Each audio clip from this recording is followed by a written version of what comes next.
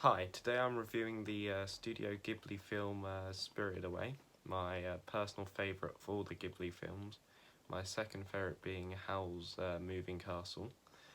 This review shall contain no spoilers, and yeah, this film was directed by Hayao Miyazaki, sorry for any mispronunciation, and was animated by Studio Ghibli. And the beautiful track of the film was composed by Joe Hiroshi, a regular to be working alongside Miyazaki in the film industry. You may know some of Ghibli's other films, such as Howl's Moving Castle, My Neighbor Totoro, and the beloved game series Ni no Kuni. This film is a beautiful piece of work that still holds up to this day, and the story is a nice, moral story mixed in with a few action scenes. There's nothing really too violent. Again, I want to point out the beautiful music in this film. I would play some, but YouTube rules. The music really adds a certain atmosphere to each scene. Let me just go down my notes a bit.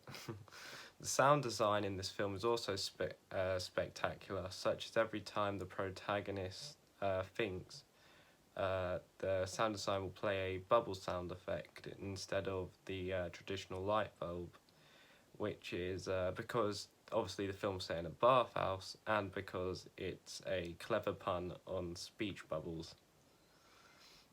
The film stars Rumi Higurari as a young girl called Chihiro, later known as Sen, who is tricked into the spirit world and forced to save her parents from staying pigs forever by an evil witch called Yubaba, played by Mari Natsuki. To free her parents from this curse, Sen is forced to work in a bathhouse where they clean spirits to pay off her debt. And then adventure ensues with dragons, witches, and the straight-up nightmare fuel that is No-Face. Continuing on from this, the film is given a PG rating that is very much pushed to its limits with its use of blood and terrifying animation. I'd say you could show this film to children, just beware of certain scenes, such as when the parents are transformed into pigs, that are a bit scary and nightmarish, as well as the chase scene with No-Face, which still kind of scares me.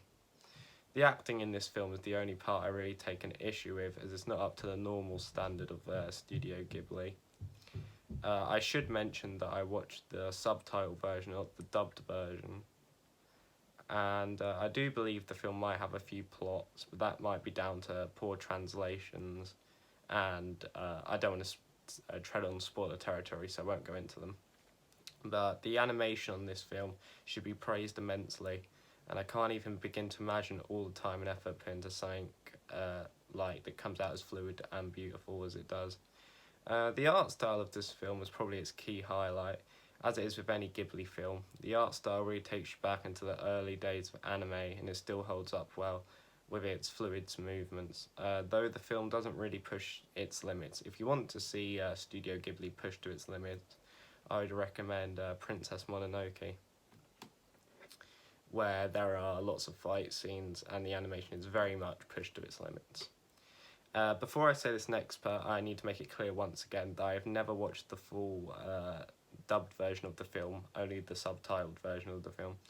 And but I have watched clips of the dubbed version, and from what I'm seeing, I do prefer the original version of the film. Though the acting is in the dubs, it's no means bad, it just bugs me that the lip flaps of the animation don't match up. And if I had to rate the film, I'd give it a 9 out of 10 due to the acting not being up to the normal quality, but otherwise the film would have a perfect score.